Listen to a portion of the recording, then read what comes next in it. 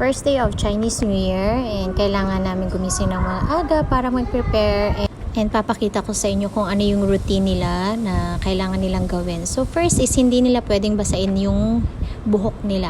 At bilang isang ina, so ako ang magpre-prepare ng lahat ng kailangan nila. Una is higaan, kailangan kong lipitin, and then after is i-prepare ko na yung kung ano yung mga susuotin nila. At sabi ng daddy nila is first day is kailangan nilang magsuot ng green, kaya green ang susuotin naming lahat.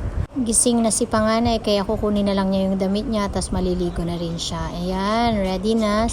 Dahil gising na yung panganay na babae, so bibihisan ko na siya at aayusin ko na yung buhok niya.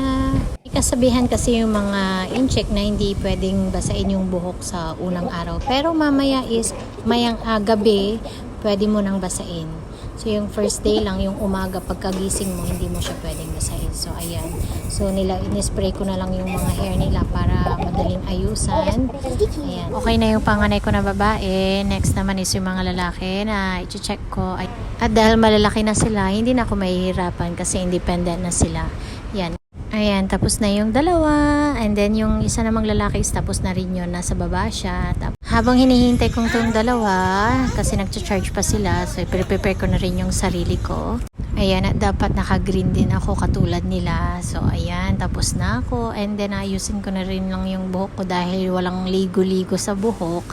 Kailangan ko ding spray para may amoy naman yung buhok ko.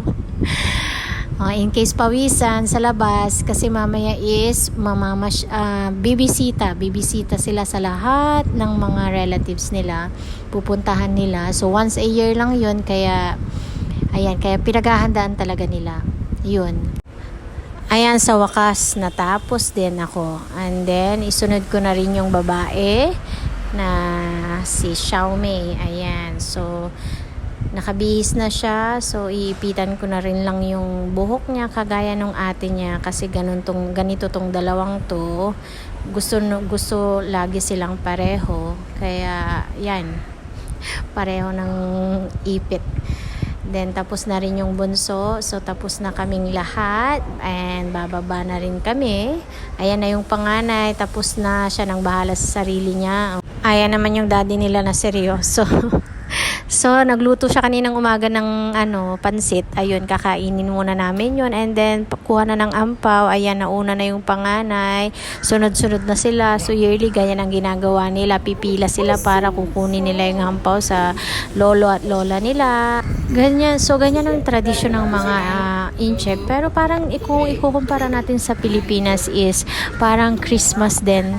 Yung 'di ba diyan sa atin is nagbibigay din ng mga gifts. So sa Chinese naman is every New Year nila ganyan ang ginagawa nila. So instead of gift, parang pera yung binibigay ng mga incheck. So ayan ang bago kami aalis is kailangan mangyayari muna yan. So isa-isa, and then after nagbigay din yung tita nila ng ampaw sa kanila, then sumunod naman kami, so pipila din sila, and then ganun ulit, isa-isa hanggang sa matapos. Then after pag kumukuha sila is meron silang sasabihin, parang iwi-wish, and then bago mo kunin yung envelope na yan, may sasabihin sila, iwi-wish ka nila, tapos sasabihin mo yung gusto mong mangyari parang for this year, ganun.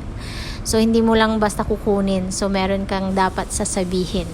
Parang wish, ganun. So, ayan ang tradisyon nila. Ayan, tapos susunod naman na yung mga maliliit. Ito si Tame, and then si Xiaomei, and then after that is si Bunso naman.